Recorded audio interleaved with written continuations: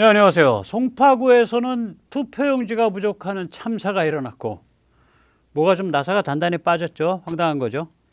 그리고 미국은 슈퍼 301조를 적용을 해서 12.5% 관세를 때리겠다 그러고, 이거는 이재명이 쿠팡, 그리고 이스라엘, 그리고 스벅, 이걸 가지고서 너무 까분 거예요. 너무 장난질한 거예요.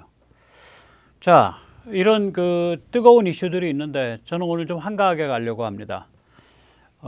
우리가 이제 그 언론에서 너무 많은 이야기들을 그냥 엉터리 소리를 막 쏟아내는 홍수 속에 살고 있는데, 특히 자칭 보수 혹은 전통적 제도권에 속하는 뭐 조중동 이런 것까지 포함해서 이자들이 무슨 동기고 또 수법이 어떻고 우리가 그걸 어떻게 헤쳐나갈 수 있는지, 그리고 우리가 왜 이길 수밖에 없는지, 그 같은 이야기를 좀 드리겠습니다. 7월 1일자 월스트리트저널에 니콜라스 에버스텟과 로렌스 팩이라는 사람이 이제 공동 기고를 했어요. 옵에드입니다. 외부 기고죠. 니콜라스 에버스텟은 그 미국 기업연구소 연구원이고요. 로렌스 팩 이 양반은 북한 자유연합 자문위원인데 한국에서 북한 인권 활동을 꽤 오랫동안 했습니다. 그런데 이제 색깔이 뜨거우니까 국무부 언저리의 연구기관이나 국무부 내부 스태프로 자리를 못 잡았어요. 저랑은 뭐 면식이 있는 사이죠. 가끔 이메일도 왔다 갔다 하고. 왜 그러냐면 국무부 라인은 지금은 많이 정리됐는지 모르겠는데, 기본적으로 거기에 뭐가 깔려 있냐면 뭐 문재인, 뭐 이재명 이런 사람 집권해도 뭐 잘 돼. 오히려 더 좋을 수도 있어. 이런 게 깔려 있어요. 조셉 윤이 윤석열 대통령 탄핵 정국에서 뭐 다음번 정부가 뭐 더불당 쪽에서 잡아도 아무 문제 없습니다. 뭐 이런 발언했던 거 기억하실 겁니다. 지금 이제 트럼프 정부 들어서서 과연 그게 어디까지 고쳐졌는지는 잘 모르겠습니다. 그런 분위기이기 때문에 로렌스 팩 같이 이렇게 그 열혈인 사람들은 국무부 핵심 멤버라든지 한국 정책을 결정하는 데 있어서 그런 혹은 국무부 주변의 연구기관 이런 데에 자리를 못 잡습니다. 그래서 굉장히 어려운 처지였죠. 어려운 처지였습니다. 그래서 저는 이제 미셸 스틸박 같은 사람들이 주한 미 대사로 오고 미 국무부가 조금 더 정리가 되면 아마 로렌스 팩은 국무부 근처의 연구소 같은 데 가실 수 있을 거다. 가셨으면 좋겠다. 그렇게 생각을 합니다. 이분들의 그 기고 칼럼의 제목은 한국은 반미 꼴통 좌파 노선으로 돌아섰다. 하드 레프트. 예. 부재는 집권 급진분자들은 장기 집권을 노리고 헌법 변경을 추진 중이다. 이런 겁니다. 한번 직접 들어보십시오. 제가 거의 전문을 번역을 했습니다. 오산기지를 압색해서 미군기의 작전 데이터를 빼갔다. 미국계 기업 쿠팡의 개인 데이터에 대한 우발적 사고에 대해서는 쥐잡을 듯 덤비면서 한국 또한 중국 기업들의 엄청 심각하고 고의적 개인정보 누출에 대해서는 솜방망이이다. 리짜이밍과 더민당은 리버럴, 즉 진보가 아니다. 2021년 베이징의 공산당 창당 100주년 행사에서 더불당은 중국 공산당 깃발과 나란히 당기를 들었다. 더민당, 더불당 계보는 1980년대 민주화 투쟁에서 세력을 잡았지만 그 이후 이 계보를 장악한 것은 주체 사상에 물든 친북 민족해방 노선에 심취한 자들이었다. 그들은 대한민국을 양키가 세운 괴뢰 국가로 보았다. 그들은 단 한 번도 북한의 괴물 체제를 비판한 적 없다. 지금 대한민국의 국무총리는 1985년 미 문화원을 난입 점거했던 인물이다. 김민석도 또한 더민당 핵심들도 그 시절 자신들의 사상과 행적으로부터의 공개 전향을 밝힌 바 없다. 더불당 집권 체제에서는 미국은 한미동맹에 대해 부정적이며 미국과의 협력 수위를 낮추려는 한국을 동맹이랍시고 받아들여야 하는 수준에서 참아야 한다. 수입 원유의 3분의 2 이상이 호르무즈를 통해서 들어오고 있지만 한국은 호르무즈 자유항행 회복을 위해서 아무 참여도 하지 않았다. 한국은 지난달엔 이란에게 인도주의적 지원을 제안했으며 별도의 외교 채널을 제안했다. 이란을 비유를 맞추기 위해 리짜이밍은 이스라엘의 가자 작전을 홀로코스트에 비유했다. 리짜이밍과 더불당은 중국과의 경쟁에 있어 미국의 편이 아님을 분명히 했다. 지난 대선에서 리짜이밍은 대만에서 무슨 일이 벌어지든 관여하지 않겠다라고 공언했다. 지난 4월 안규백 국방장관은 주한 중국 대사와 국방협력을 논의했다. 리짜이밍은 북한에 800만 달러를 비밀 송금한 혐의로 재판받고 있다. 이에 대해 대통령 임기뿐 아니라 그 이후에도 재판받지 않기 위한 조치를 강구 중이다. 플랜 A는 공소중지 법안을 통과시키는 것이고 플랜 B는 마르고 닳도록 공소중지가 공소기각인가 그렇죠? 제가 이거 번역 잘못한 거예요. 플랜 B는 마르고 닳도록 대통령제를 해먹는 것이다. 헌법 변경이 실현되면 한국은 일당 장기집권 국가가 될 것이다. 더불당에는 한미동맹을 중시하는 한국인들은 없다. 미국에 깨어나지 않는다면 한국의 자유와 한미동맹에 대한 위협은 점점 커질 것이다. 미 국무부 라인에 대한 강력한 경고입니다. 미 국무부가 그런 근성이 아주 깊어요. 주한 미 대사관의 실무 외교진들 사이에서도 당연히 그런 근성이 깊겠죠. 자, 그런데 이것만 보면 미국에서 입 바른 소리를 하나보다 WSJ가 월스트리트저널이. 근데 트럼프는 또 엄청 까요. 근데 까는 거를 사실의 바탕에서 까면 오케이. 근데 사실이 아닌 걸 가지고 아주 악랄한 인지 조작, 세뇌를 시도하는 그런 케이스가 있어서 제가 말씀드립니다. 최근입니다. 이란 봉쇄가 실패해서 이란 봉쇄가 지금 구멍이 숭숭 뚫렸다. 이러한 그 비디오 뉴스를 냈어요. 그 비디오 뉴스의 이제 주장은 뭐냐면은 수십 척의 그림자 함대가 말레이시아 및 공해상에서 유조선과 유조선 사이의 환적을 통해 중국으로 원유를 공급하고 있다. 트럼프의 이란 봉쇄는 구멍 숭숭 뚫려 있다. 이것이 약 7분에 달하는 비디오 뉴스의 핵심 주제입니다. 그런데 이게 사실이 아니거든요. 미국의 이란 봉쇄 발표는 4월 13일입니다. 그리고 시효는 4월 15일경입니다. 이제 거기 배들 배치하고 이래야 되니까. 그런데 이제 여기서 우리가 핵심적인 걸로 뭘 주목해야 되냐면 4월 15일 이후 이란 출발한 유조선이 성공한 케이스는 어떻게 되냐 이거지. 다시 말해서 4월 15일 이전엔 봉쇄가 아니니까 빠져나갈 수가 있다고요. 4월 15일 이후는 어떠냐? 거의 없어요. 그런 배가 있는지 거의 알려지지 않았어요. 지금까지 한 120여 척 지금 단속했거든요.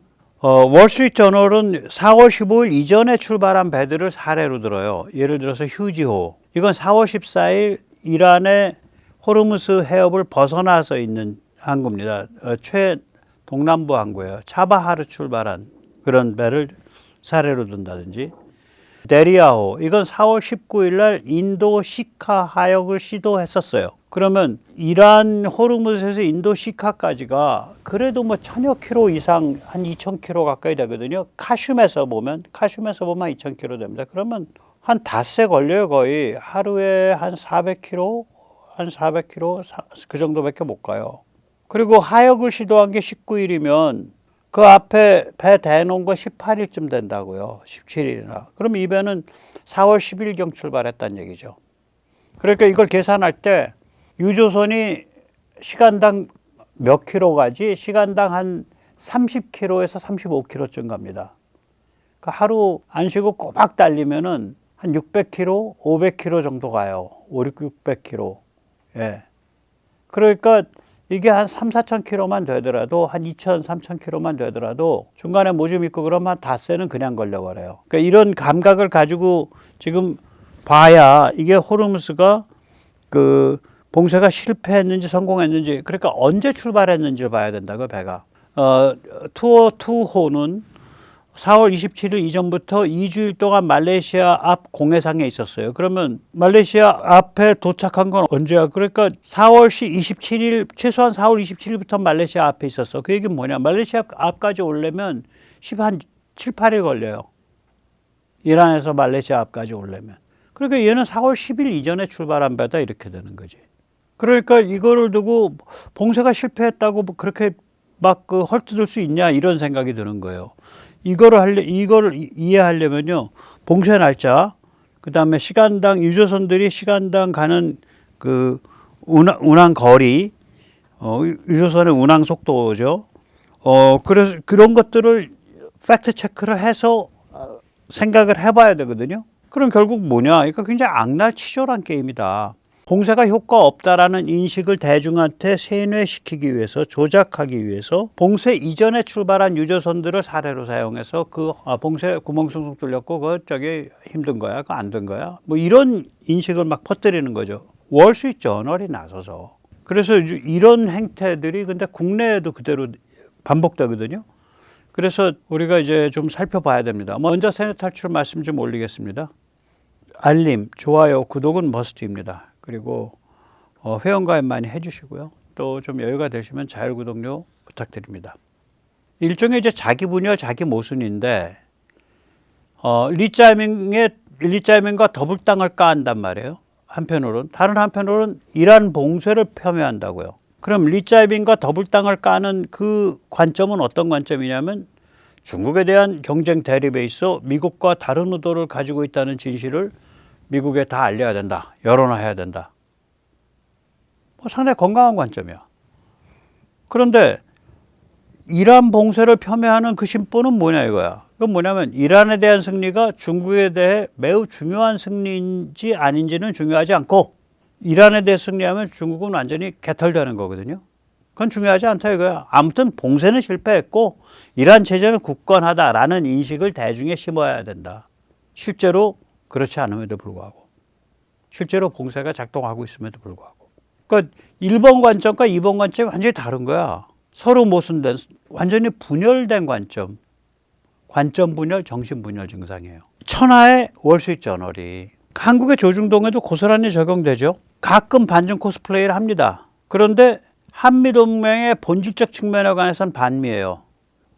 자칭 보수라는 신문 중에 주한미군의 전략적 유연성이 좋다. 우리가 그걸 인정을 해야 된다라고 용감하게 진실을 말한 데가 있나요? 그게 맞죠. 그 다음에 제비어 브런슨 그 주한미군 사령관이 한국은 중국 심장부에 대어진 단검이다라고 말한 것에 대해서 경기를 일으키잖아. 왜 우리가 중국이랑 싸워야 돼? 중국이랑 제대로 대립을 해야지. 그래야 우리가 살지. 참고로 제가 이것과 같은 그러니까 한국은 중국 심장부를 겨냥하고 있다. 군사 지리적으로 또 군사 지정학적으로. 그 얘기를 제가 한 1, 2년 전부터 했어요. 그래서 주로 쓴 표현이 뭐냐면 중국 경동맥에 대어진 공업용 칼. 뭐 이런 표현들을 많이 썼거든요. 중국 경동맥에 대어진 공업용 칼 이런 표현을 많이 썼는데 제가 영어로 쓴 어느 댓글에 보니까 한 3달 전, 2달 전쯤에 쓴 댓글 보니까 중국 목에 대어진 단검이라고 써 있더라고요. 그러니까 dagger on the neck of China인가 뭐 그렇게 써 있어요. 그러니까 같은 비유를 쓴 거예요. 뭐 제 걸 봤는지 아니면 뭘 모르겠는데. 그리고 이란 전쟁에 대해서 한국 언론들 그 본질 이건 중국 시다발이야. 그래서 이란이 자빠지게 되면 중국의 글로벌 전략이 다 깨지는 거야. 이거는 은폐를 해. 그런 얘기 안 하잖아. 그리고 이란 전쟁의 상황에 대해서는 틈만 나면 폄훼하죠. 미국이 뭐 재미 못 보고 있고 뭐 몰리고 있고 이란은 굳건하고 이런 비슷한 얘기들을 많이 하지. 그러니까 이게 이게 분열이거든요. 이쪽으로 보면 뭐 가끔 뭐 이빠른 소리라도 반중 흉내를 내요. 근데 내심은 진심은 반중이 아니고 오히려 반미야. 그래서 이걸 조금 더 살펴볼 필요가 있습니다. 이 수법을. CNN 혹은 MSNBC야 뭐 그렇다 치고 월스트리트저널까지 왜 이 모양이냐. 도대체 무슨 생각인 거지? 우리가 그 상대방의 그 어떤 그 이해관계나 상대방의 관점, 동기를 우리가 알아야 되거든요. 그래야 그걸 어떻게 깰 것인가 혹은 어떻게 그걸 대응할 것인가가 눈에 잡혀요. 왜 월스트리트저널은 중국에 대해 미국이 압도적 우위를 가지는 것에 반대할까? 지금 미국의 압도적 우위가 5분야에 걸쳐서 자리 잡아가고 있거든요. 그러니까 군사, 특히 제1도련에서 또 AI, 또 금융, 또 에너지, 테크. 그러니까 또 왜 미국이 유럽을 좀 뒤로 물리고 주저앉히고 글로벌 패권을 장악하는 것에 반대할까? 지금 미국이 저런 식으로 강화돼 가면요. 유럽은 존재감이 많이 약화되죠. 나토라고 쓰고 n분의 1이라고 읽어야 됩니다. 이제. 이게 냉정한 얘기는 어떤 평론가들이 이런 얘기를 하긴 하는데 1991년 소련의 해체와 더불어 나토는 사명을 다하고 죽었다. 지금 사실 군사력이 없잖아요. 호르무즈에 나갈 배가 없어요. 나토에. 그러니까 오히려 나토의 그 제5조라는 게 뭡니까? 한쪽 깨지면 다른 쪽도 같이 전면적으로 싸운다가 제5조잖아. 나토의 제5조의 정신과 그 실제 싸우려는 임전태세와 군사력은 제1도련에서 무르익어 가고 있죠. 제1돌은 다국적 연합군 체제, 즉 AI 킬체인의 통합 연동으로 되살아나고 있잖아요. 지금 이게 미군의 AI 킬체인을 중심으로 해가지고 다 한국, 일본, 대만, 필리핀, 호주 이렇게 다 묶고 있거든요. 그 중에서 이제 대만은 최근에 들어서 구현 중인데 미국 쪽이랑 소프트웨어가 같아요. 펠란티어 쓰고 같아요. 또 안드릴, 레티스 사용하고 미군이 그렇게 사용하거든요. 그러니까 그냥 자동으로 연결되는 거예요. 그쪽은. 호주는 공군 중심으로 옛날부터 미국이랑 같이 움직여와서 자동 연동해요. 일본은 최근까지는 미사일 방어 쪽만 자동 연동을 시켰었는데 앞으로 아마 그러니까 육상자위대, 해상자위대, 공중자위대의 일반적인 작전도 연동을 시킬 거예요. 한국은 원래 계획대로만 잘 구현하면 미국 거랑 그냥 딱 손잡게 돼 있어요. 그 번역기 통해 가지고 번역 시스템 통해서. 리짜밍 정부가 원래 계획대로 잘 할지 그건 잘 모르겠습니다. 그러면 이 제1도련에서 살아나고 있는 이 나토 5조와 같은 그런 연동체제는 뭘 의미하냐면 중국이 도발하면 하이난에서 다이랜까지 즉 중국 그 해안 전체에 걸쳐서 메가 전국, 굉장히 거대한 전구로 한꺼번에 싸움에 붙는다 이거죠. 제가 말씀드렸잖아요. 제1도련에서 이 지도 백모만 그리는 지도입니다. 제1도련에서 보면 중국이 제1도련을 돌파하고 나갈 수 있는 데는 미야코 해협하고 바시 채널밖에 없어요. 저 그림에서. 그럼 중국이 이제 제1도련 안에 갇히게 되잖아요. 갇혔을 때 이제 5개의 지옥도가 펼쳐집니다. 킬존 혹은 헬스케이프가 펼쳐져요. 그게 서해, 그 다음에 강정, 사세보, 부산을 연결하는 삼각 트라이앵글, 그 다음에 동중국해, 그 다음에 대만 해협, 그리고 남중국해. 그렇게 5개의 킬존 혹은 지옥도, 헬스케이프가 펼쳐지는데 이게 전부 다 연동이 되어 있는 AI 킬웹이 연동되어 있는 상태에서 펼쳐지는 거예요. 이제 미국이 그 구도를 가고 있다고요. 저런 구도기 때문에 즉 다시 말해서 중국이 도발하면 메가정구로 확대해야 된다. 그리고 그 메가정구로 확대된다는 건 의미는 뭐냐. 주한미군이 리베로로 여기저기 다 다닐 수 있다는 얘기다. 그 얘기죠. 일본의 주일미군은 조약 자체가 미군이 동아시아 쪽에 안보를 위해서 여기저기 다 다닐 수 있다. 그렇게 돼 있어요. 그 조약 자체가. 근데 한국에 관해서는 그게 안 돼 있는 거죠. 명확하게 그렇게 안 박혀 있는 거죠. 자, 그럼 여기서 보듯이 뭐냐면은 이 월스트리트저널의 행태에서도 보이듯이 또 우리 그 전통적 제도권, 신흥 제도권은 간첩과 종중과 친중과 이게 신흥 제도권이에요. 우리나라 저희 같은 사람들은 전부 백모나 이런 사람들은 그냥 개털이에요. 그냥 바깥의 야인들이라고. 이자들은 분열된 세계, 러시아와 중국이 나대는 세계, 해체된 세계를 선호하죠. 왜 그럴까? 이자들의 관점에서 보면 자기들의 캐스팅 보트, 자기들의 영향력이 상실된다는 건 죽음이다라고 받아들이는 거예요.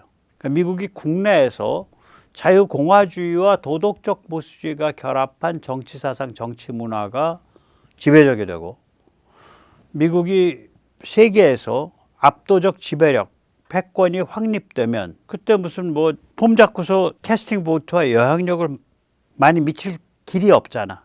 그 반대하는 거야. 그렇게 체제가 강화되는 걸. 즉 다시 말하면 공공의 이익, 미국의 이익 혹은 인류의 이익, 문명의 길 이런 건 뒷전이고 중요한 건 우리 나의 영향력, 우리 나의 캐스팅 보트예요. 그러면서 동시에 지금까지의 관성 및 독자 즉 청중의 요구 때문에 가끔씩 올바른 소리 또 해. 그러니까 반중 코스프레도 하고 반중적인 것도 하고 리짜밍도 욕하고 비판하고 뭐 이래요. 이런 게임이에요. 얘들이 하는 게임을 보면 미국도 그런 게임을 하고 있는 거예요. 그러면 한국의 조중동 같은 데는 어떤 게임을 할까? 훨씬 더 그런 거죠. 그래서 정신분열 이게 관점분열인데 분열되어 있는 거죠. 그러니까 한쪽으로는 가끔씩 이락도 반중을 해. 다른 쪽에서는 전혀 엉뚱한 관점에서 얘기를 하는 거예요. 그런 거를 이 힘 있는 미디어나 힘 있는 담론가들이 이런 이상한 정신분열, 관점분열을 막 쏟아내고 있는 거거든. 자, 그런 데서 정신을 어떻게 멀쩡하게 유지하고 살아갈 수 있냐. 뭐 한 3가지 정도 꼽아봅니다. 그 비결을. 일단 상대방이 왜 그러냐. 제가 이제 설명 하나 드렸잖아요. 백모가 보기에 쟤들은 국가나 인류나 문명이 잘 된다는 건 뒷전이고 나의 영향력, 나의 캐스팅 보트가 유지되냐 안 되냐 그거가 핵심이다. 백모가 쟤들을 이해하는 방식은 그거예요. 그 다음에 거기서 한 걸음 더 나가면 야, 백모가 조선일보에서 쭉 커갖고 뭐 편집국장, 뭐 주필 뭐 이렇게까지 그 진영에서 계속 커서 저런 식으로 살았다면 백모라도 그렇게 그런 관점이 될 거야. 그러기가 십상이야. 거의 공감한다고요. 그 수준까지 이해해야 돼. 우리가 저들을 이해해야 돼요. 그래야 밑바닥을 봐요. 그 다음에 이제 팩트를 체크해야죠. 이건 진실 존중인데 아까 이제 월스트리트저널이 이란 봉쇄가 구멍이 숭숭 뚫렸어. 그러면 야 잠깐 봉쇄 언제부터 시작했어? 그 시간이 걸리기 때문에 미리 나온 배들은 그 안 돼. 4월 13일이네. 그러면 이제 그때 트럼프가 오다를 때렸으니까 거기에 맞춰가지고 작전을 세워서 쫙 펼치고 어쩌고저쩌고 하면 한 4월 15일 됐을 거야. 그러면은 야 이란에서 말라카 해협까지 유조선 며칠 걸려? 그럼 그거 한 보름 걸려. 오케이. 그러면 4월 15일부터 봉쇄가 실효성을 가졌다 그러면은 단속 기준으로 보면 말라카 해협, 말레이시아 앞바다 단속 기준 보면 5월 1일 이후 것만 봐야 돼. 그전에는 볼 것도 없어. 즉 다시 말하자면 해당 유조선이 4월 15일 이전에 출발한 거는 그러려니 하면 돼. 그 이후에 출발했나 통과했나 안 통과했나를 봐야 돼. 이런 계산을 하는 거죠. 이게 팩트 체크예요. 그러니까 냉정하게 그 사물의 이치와 그 상세 정보를 확인을 해가지고 거기에 맞춰서 팩트를 체크하는 거예요.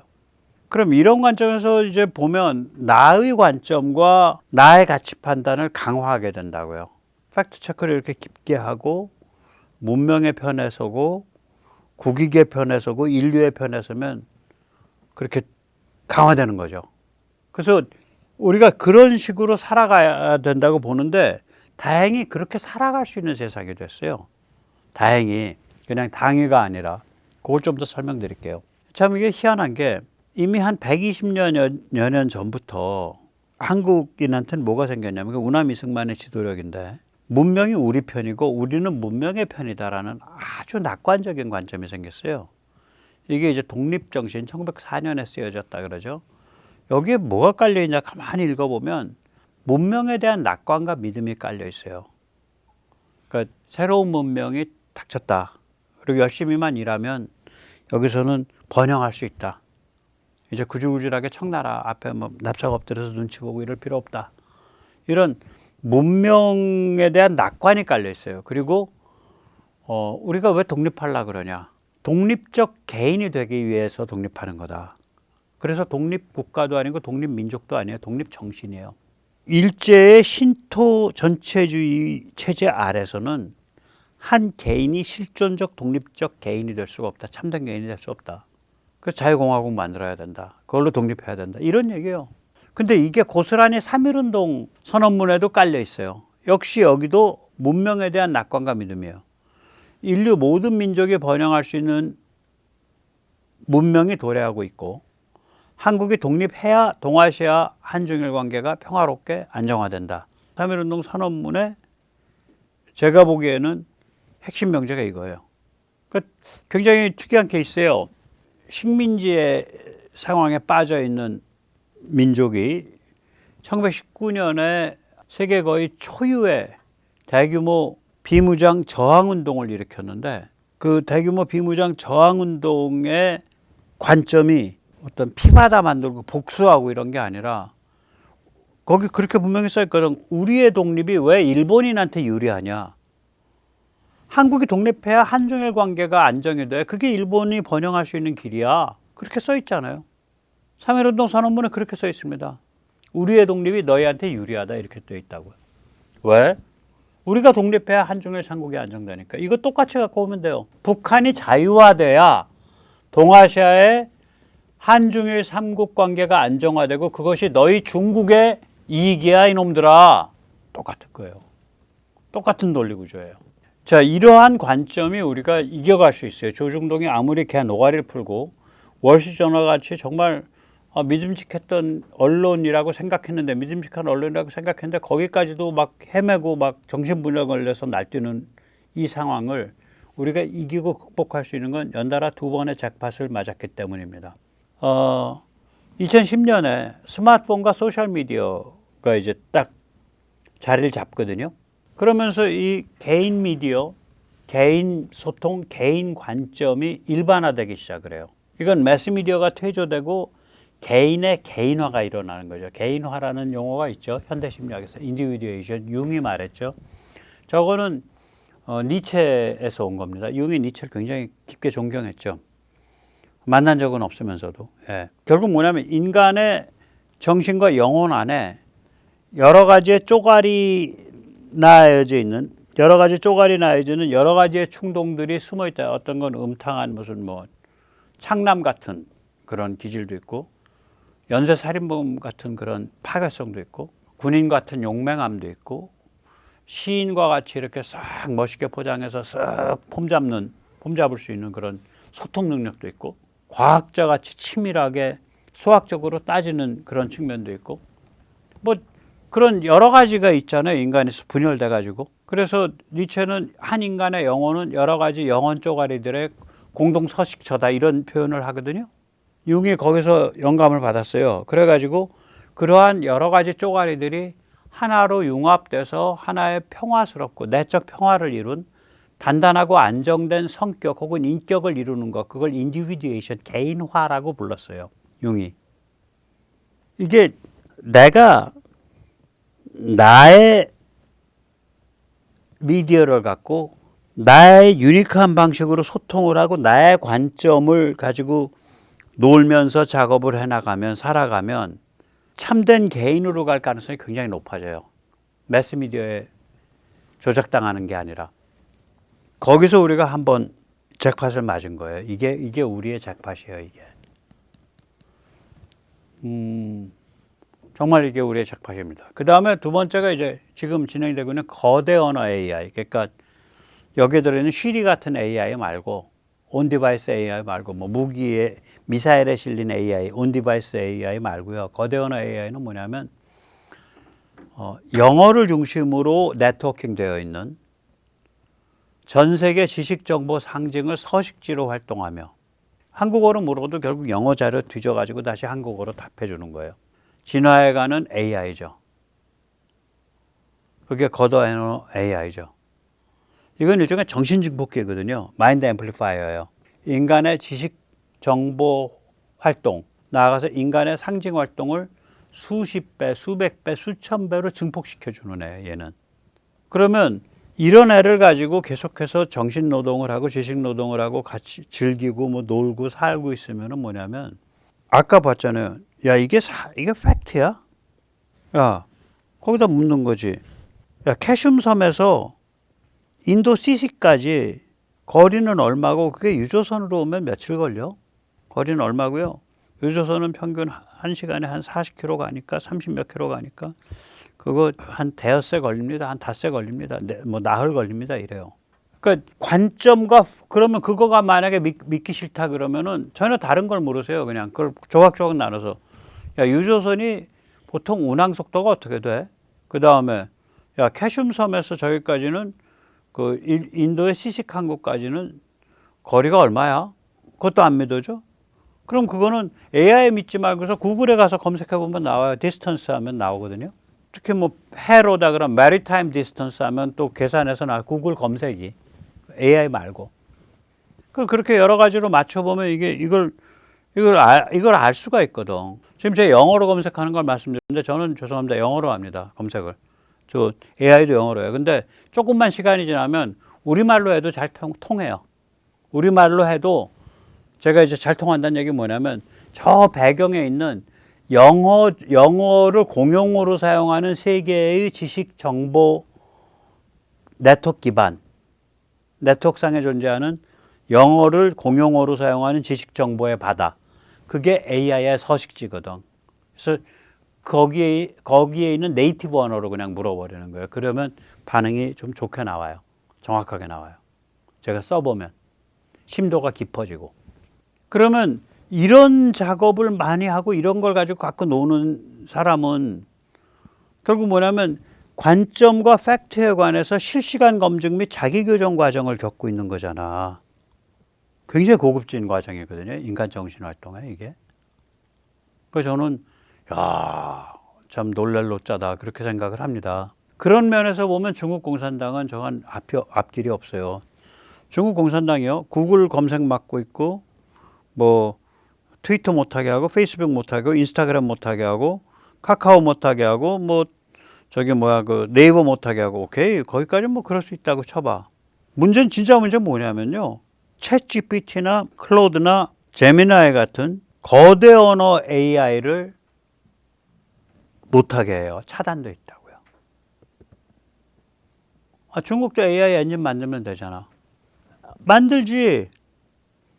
근데 영어 중심의 전 세계의 지식 정보 상징의 바다. 전 세계 지식 정보 상징의 바다는 외면하잖아. 그거 뒤져서 내면 불리한 소리, 국민이 알면 안 될 소리 많이 나오니까 어떻게 나올지 모르니까 그건 외면한다고. 아니 엔진 아무리 잘 만들어서 뭐하냐고. 거대 언어 엔진을. 여기 가서 살질 않는데. 그러니까 중국 공산당은 중국인을 전 세계 거대 언어 AI가 서식하는 그 영어 중심의 영어를 공용어로 삼는 전 세계 지식 정보 상징의 바다로부터 분리시켜서 격리시키는 거예요. 갈라파고스를 만든다고 스스로. 10년 안에 중국은 전 세계 지식 노동 생산성에서 전 세계 최하위 국가가 될 겁니다. 제가 오늘 예언합니다. 정확하게 공식적으로 예언합니다.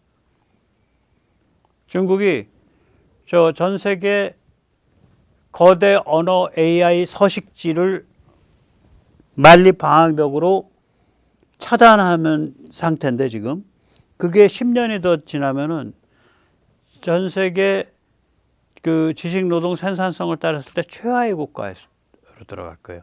인간의 지식노동 과정이 바뀌고 있다니까요. 정신노동 과정, 상징조작 과정이 바뀌고 있고 상징조작이라 그래요. 우리가 나쁜 의미의 조작이 아니라 그 인지발달 심리학에서 심볼릭 오퍼레이션이라 그러거든요. 상징을 가지고 노는 거. 이게 다 영어 중심의 전 세계에 구축되어 있는 바다거든요. 그 서식지죠. AI의 서식지라고 거기가. 그 서식지를 접근을 못하게 막아버린 거예요. 그러니까 이 인간 정신 그 증폭기가 작동을 못하는 거지 제대로. 그럼 지식노동의 생산성이 떨어지는 거지. 참고 말씀드릴게요. 제가 2010을 꼽으니까 이제 혹자는 그 2007년에 아이폰 2 그게 이제 제대로 된 처음인데 아이폰 2 나왔잖아. 그렇게 말할 수가 있거든요. 2010 꼽는 이유가 있습니다. 우선 첫째, 2010년이 됐을 때 상업인쇄 화질이 됐어요. 화면이. 이게 이제 픽셀 퍼 인치 PPI라는 단위가 있는데 326 PPI면 이게 상업인쇄 화질이거든요. 이 디스플레이가 지금 이제 삼성의 그 S26 같으면 이제 상위 기종은 거의 500 PPI가 넘어가요. 그러니까 한 1.56배 늘은 거죠. 10몇 년 동안. 인간 눈이 뭐 그거 이상으로 많이 빨리 발전하는 것에 대해서 좀 그 별로 식별을 잘 못하나 봐요. 그것만 해도 충분한 모양이에요. 그리고 또 돈 문제도 있고 또 기술 문제도 있고 OLED나 이런 문제가 있으니까. 그 다음에 이제 우리가 카메라가 뒤로도 찍히고 앞으로도 찍히고 이게 2010년입니다. 그럼 이게 셀피가 되거든요. 셀피가 되면 이제 소셜미디어에 실을 게 많잖아. 내가 어디 갔는데 뭐 이렇게 찍어서 올리고 이러니까. 그 다음에 이때 멀티태스킹이 돼요. 즉 다시 말하자면 여러 개의 어플을 신속하게 전환해 가면서 이 어플 쓰다 저 어플 건너뛰었다 다시 이 어플로 돌아왔다 이거래요. 그전에는 하나의 어플을 끝내고 다른 어플을 처음부터 실어야 돼요. 그리고 다시 돌아가려면 이거 죽이고 닫고 그리고 나서 이걸 해야 돼요. 지금은 쭉 펼치면 먼저 했던 게 주르륵 나와 있잖아. 누르면 또 거기로 돌아가잖아요. 이게 멀티태스킹이거든요. 그 다음에 네 번째는 뭐냐면 애플 스토어에 어플이 20만 개를 돌파했어요. 2010년에. 그리고 더 중요한 거 삼성 및 안드로이드 폰이 등장했어요. 그래서 그 해에 이미 육박을 해요. 그 등장 첫 해, 그 원년에 육박을 합니다. 그래서 2010년을 스마트폰 개미소관 혁명의 본격 원년으로 보는 게 맞습니다. 본격화 원년. 자, 그래서 이것이 우리가 처음 잭팟이에요. 이것이 없었다면 트럼프 2016년 선거에서 못 이겼습니다. 이것이 없었다면 트럼프 2024년 선거에서 못 이겼습니다. 이것이 없었다면 우리가 윤석열 대통령 탄핵 정부 때 열심히 투쟁 못했고요. 이것이 없었다면 박근혜 대통령 탄핵 정국에서도 열심히 투쟁 못했었습니다. 그리고 이것 때문에 지금 2030이나 이런 쪽이 바뀌고 있는 거예요. 근데 이거는 약과예요. 지금 닥치고 있는 AI 혁명에 비하면. AI 혁명은요, 그 학벌과 상관없이 인간을 최고급 지식 정보 활동 영역으로 인도를 해요. 인간 정신을 거대 언어 모델 AI가, LLM AI가. 그러니까 한 인간으로 하여금 그게 한국말로 묻던 영어로 묻던 실제로는 내부는 영어 중심으로 모아져 있는, 영어를 공용어 삼아서 모아져 있는 전 세계 그러니까 지식 정보 상징의 바다와 그 속에 들어가서 헤엄치게 만들어준다고. 그러면 AI가 거기에 서식하는 애니까. 제가 요새 이 AI 많이 쓰거든요. AI 많이 쓰니까 야, 세뇌 탈출 쉽게 만들 수 있잖아. 천만에요. 일이 재밌어지고요. 또 일을 훨씬 더 유의미하게 해서 좋은 컨텐츠를 만들 수 있는데 그것 때문에 걸리는 시간은 1배 반 정도 걸립니다. 오히려 강도가 굉장히 세졌어요. 그래서 지금 체력 전쟁이에요. 그전엔 그냥 적당하게 피상적으로 해서 할 수밖에 없었으니까. 왜냐면 제가 이제 구글 검색을 많이 썼는데 검색을 해서 찾아낼 수 있는 게 한계가 있어. 근데 AI는 질문을 하잖아요. 그러면은 지가 딱 정리를 해가지고 답을 해주니까 잘 안 믿어져? 그러면 질문을 바꿔서 던져봐요. 나눠서 던져보고. 그래도 비슷한 답이 계속 나와. 그리고 그 중에 몇 가지는 거기 이제 그 참조 링크가 떠 있거든요. 근데 지금까지는 AI에 떠 있는 참조 링크를 누르면 브로큰 링크로 나와요. 그러면 그 링크 가짜냐? 아니에요. 저쪽에서 원래 링크로 건너뛰면 어디서 건너왔는지를 알아요. 이 브라우저 세계에서는 저쪽 서버가. 그래서 AI 서비스에서 건너왔다 그러면 응답을 안 하고 끊어버리는 거예요. 그럼 어떻게 하면 되냐? 참조 링크를 참조 링크에 보면 텍스트가 떠 있다고. 어느 신문에 제목 뭐. 그럼 그것만 따로 해갖고 그걸 검색창으로 옮겨요. 그래서 아예 검색창에서 그걸 누르면 그거에 관련된 뭐 에세이나 글이나 기사가 나와요. 그렇게 해서 중요한 것들은 그렇게 대조해서 검색을 해가면서 해보면 굉장히 좋아지고 그런 활동들이 또한 AI를 더 지능적으로 만들어줘요. 얘는 그런 활동으로 이루어진 그 전 세계 지식정보 상징의 바다에서 서식하는 애기 때문에 그런 과정을 통해 얘가 더 지능화되는 거죠. 자, 이런 일이 펼쳐져 가면 인간의, 그러니까 세뇌가 안 먹히는 거야. 그래서 저도 좀 바꿔요. 그래서 세뇌 탈출할 필요가 없어. 세뇌 극복이야, 이제. 세뇌 끝났다야. 세뇌 탈출에는 세뇌 종말. 세뇌가 안 먹혀요. 매스미디어 안 먹힙니다. 뭔 개구라라도 안 먹혀요. 언제 그렇게 될 거냐? 아마 해마다 그렇게 돼갈 거예요. 그래서 한 10년이면 완전히 결판 납니다. 오늘 여기까지 모시겠습니다. 감사합니다.